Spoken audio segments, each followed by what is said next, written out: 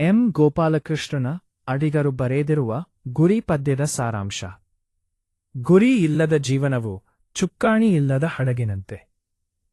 ಆದ್ದರಿಂದ ಪ್ರತಿಯೊಬ್ಬರ ಬದುಕಿಗೂ ಒಂದು ನಿರ್ದಿಷ್ಟವಾದ ಗುರಿ ಇರಬೇಕು. ಒಂದು ಬಾಣಕ್ಕೆ ಒಂದೇ ಗುರಿ ಮತ್ತು ಒಂದು ದೇಹಕ್ಕೆ ಒಂದೇ ಆತ್ಮ ಇರುವಂತೆ ನಮ್ಮ ಜೀವನಕ್ಕೂ ಒಂದೇ ಒಂದು ಶ್ರೇಷ್ಠ ಗುರಿ ಇರಬೇಕು. ಆ ಗುರಿಯ ಸಾಧನೆಗಾಗಿ ನಾವು ಹಗಲಿರುಳು ಶ್ರಮಿಸಬೇಕು ಹಾಗೂ ಅಳಿದು ಹೋಗುವ ಆಸೆಗಳ ಸುಳಿಗೆ ಸಿಲುಕಬಾರದು. ಕೆಸರಿನಲ್ಲಿ ಹುಟ್ಟಿದ ತಾವರೆಯು ಆಕಾಶದತ್ತ ಮುಖ ಮಾಡಿ ಅರಳುವಂತೆ ಮನುಷ್ಯನು ಕಷ್ಟಗಳ ನಡುವೆಯೂ ತನ್ನ ಗುರಿಯತ್ತ ಮುನ್ನಡೆಯಬೇಕು. ಗಾಳಿ ಬಂದ ಕಡೆ ತಿರುಗುವ ಹೇಡಿತನ ಹಾಗೂ ಕಷ್ಟಗಳು ಬಂದಾಗ ಹೆದರಿ ಶರಣಾಗುವ ಗುಣವನ್ನು ನಾವು ಬಿಡಬೇಕಾದ್ದು.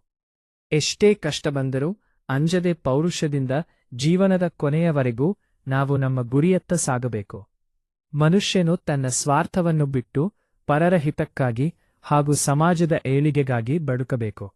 ಮನುಷ್ಯನಲ್ಲಿಯೇ ದೇವರನ್ನು, ನಾರಾಯಣನನ್ನು ಕಂಡು ಸಮಾಜದ ಒಳಿತಿಗಾಗಿ ಹಾಗೂ ನೊಂದವರ ಸೇವೆಗಾಗಿ ನಮ್ಮ ಜೀವನವನ್ನು ಮೀಸಲಿಡಬೇಕು.